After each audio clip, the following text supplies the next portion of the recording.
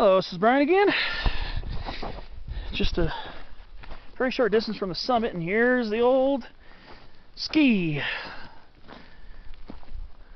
lift. Right here. Yep, still here.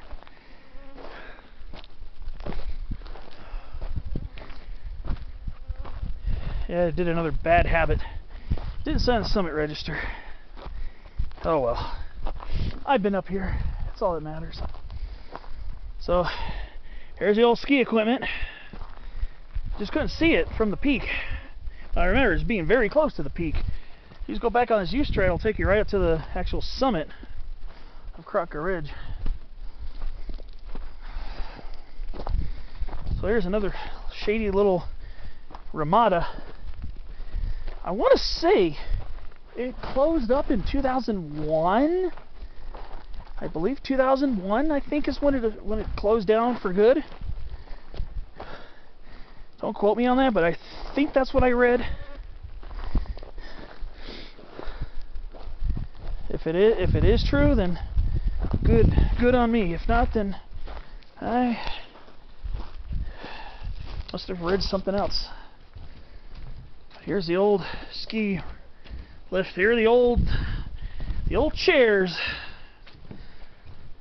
So, and we're just right next to the wilderness boundary, which is funny.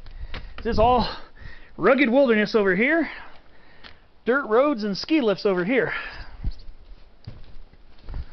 But so it's a really nice area. A little bit of history here. The old Kratka Ridge ski area. Don't know. I'm pretty sure people probably still hike up here and ski down it. I'm pretty sure of it. But officially, it's not an officially run ski resort anymore.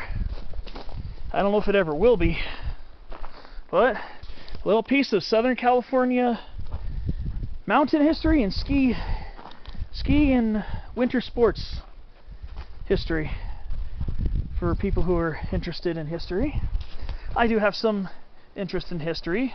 I'm not a history buff, but I'm always interested when I find out cool things about these mountains. And I guess this is an old toilet, or an old toilet, and here's an old abandoned hut or something. I'm not going in there. There might be asbestos in there, so I'm not gonna go in there, but it's kind of neat. But yeah, with that insulation up there, I'm gonna guess that there's asbestos. So I'm not going on there. There's an old picnic bench here. That used to be a pretty cool little ski area back in the day. Now,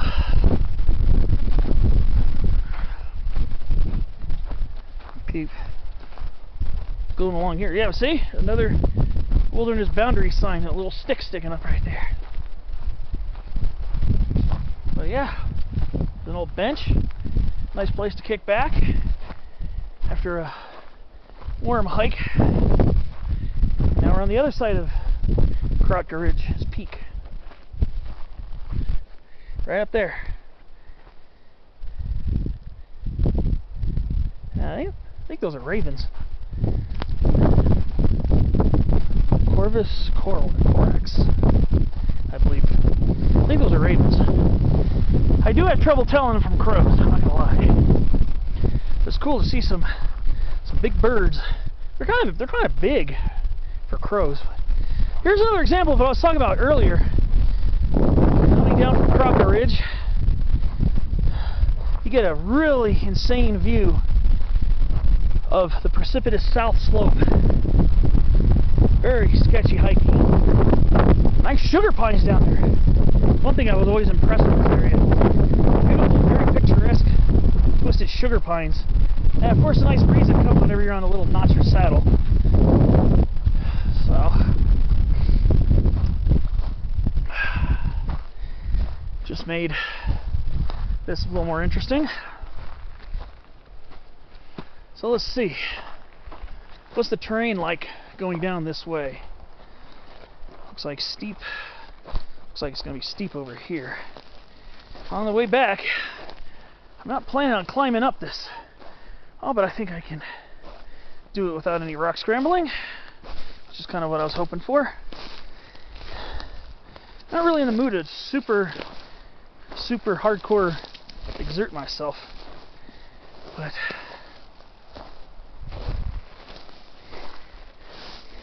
I'm putting a little extra, put a little extra walking in to get to the 3 crowns of this portion of Kratka Ridge, which are very well worth exploring. There's the eastern summit. I really think that is the lowest of the 3. Got a little dip, and it looks like we're going to have a little steep cross-country hike to get up there.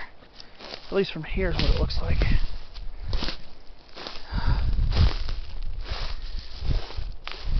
Oh, it's just beautiful over here. Wow. It really is a beautiful ridge. Here's the old service road that's been taken over by Jeffrey and sugar pine saplings.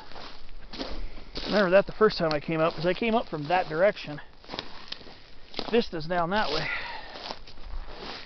I remember really steep getting up to this point. Then you get to this part, it mellows out a little bit. Yeah, that's what I remember. Basically a sapling garden. Jeffrey pines, young sugar pines, and some white firs, of course. Right there. I still see, they look like wider than bike tracks. Still see some vehicle tracks.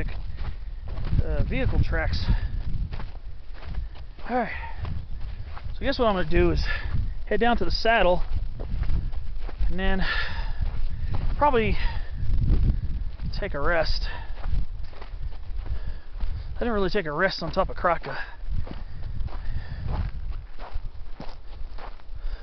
I think this bump here is going to have a little bit more prominence, maybe a little bit more prominence than the other peak, the other peaklet.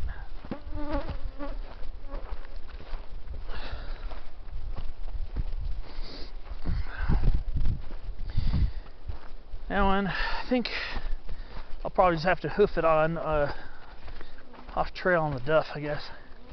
I want to see if I can find a shady rock to sit under so I can bust out a drink. I've gotten thirsty again.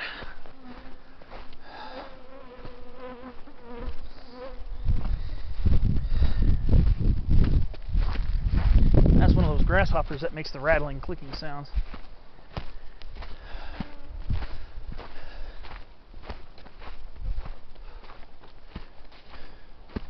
I remember, yeah, I remember this area from the first time I came up here. I do remember there was a little fire damage here. But yeah, I could tell we're starting to get towards the ski runs. That's where the sapling trees are starting to proclaim nature's reclamation of the area, which is wonderful. And a lot more penstemon over here too. Let's go see if I can find a shady rock. Now the bugs are starting to get annoying again. That's the way it came from last time from Vista Picnic area. Oh, maybe I'll find a breezy place to sit. Oh yeah, I love these saddles. I'm telling you, saddles are great places, especially on warm summer days.